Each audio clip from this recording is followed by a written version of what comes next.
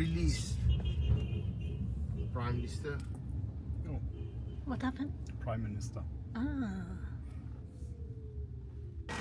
Hello guys, naanasab ko. So, niagi di ay ang ilang Prime Minister. Wala man gud na ako nakita.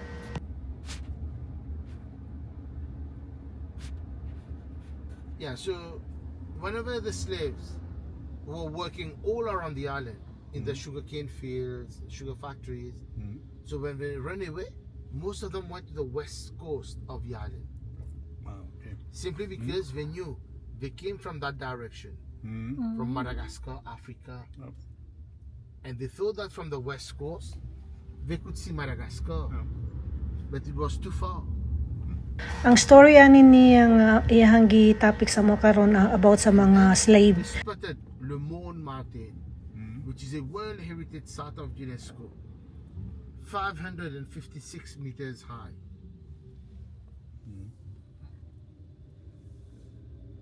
And they thought that from high up there, they will have a better view. If from the beach, from the shore, they were expecting Madagascar to be that way. But high up on the mountain, we saw Madagascar that way. So then we can build a small boat, then sail back home. But eventually it was still too far. Yep. So not to be get caught again, they preferred to live on top of that mountain here. Oh, okay.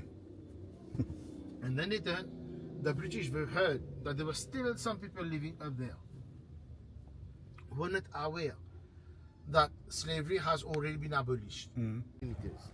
And to walk all around the crater, 1.2 kilometers. Naabot na mi diri sa amo ang gusto nga lantawon ug ang mauna ni siya ang babaw sa bulkan.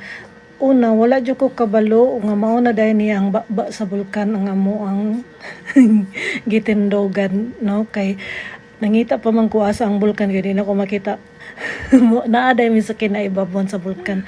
Niya kay tungod sa pila na ka years nga di naman ni siya active pero wala ni siya natulog lang ni siya nga bulkan.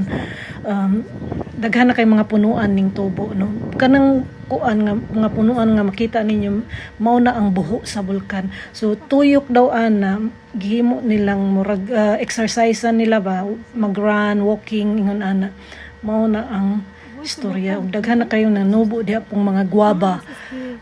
Daghan sila guaba nga mga pula og color. There's red fruit, the guava. Guaba? Ug nangutana ko nganong daghan sila og guaba sa ilahang nga wala may mga tao ug tinanom ba na nila dili daw na tinanom sa una daw ang mga monkey makaon og guaba then mao na daghan na basig asa na lang ang tubo. It's so cold. That's right. Yep. Greenland. Yeah, the familjen also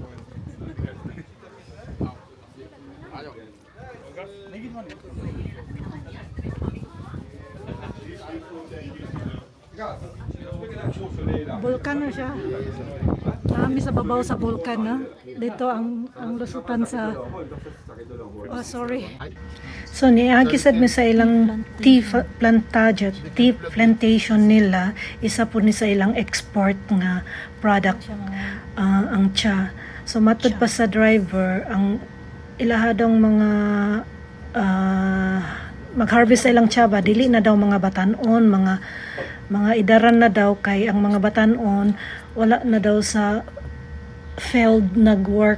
So dito na sa mga office or sa tong mga big city. So kasagaran daw mo harvest sa mga idaran na daw. No offense na. I look on here. Ah, okay. Mauna You see the light green on the top? Yeah. This is the leaf. Wala na mininaog ani dere. Gusto ta niya nga munaog mi og mulantaw dito sa dahon jud ba kay mo lagi nga kanang yellow green ang mga puon daw. Ug naay gamay nga agianan lang dito ka moagi kung mamupo ka. So wala na gyud mininaog kay tungod sa kabasa, no, mabasa man jud kanya tugnaw man sad kaayo na mo gud mi sa babaw mo nang ingon ko dere rami sa bintana mulantaw na office. Cyber City. Yes. Office, banks, call centers, informatics centers, working on computers.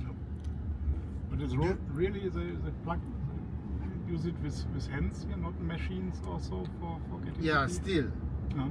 Okay. Because they are owned individually. Mm. But the Ah. big company, they use machine. Yeah, okay. Okay. Because they know that in the next future, you won't get people to plug the tea. That's a problem, yeah. Nanguha sila guava. Tangan ka daw ang guava dali. Red guava. Oh, to.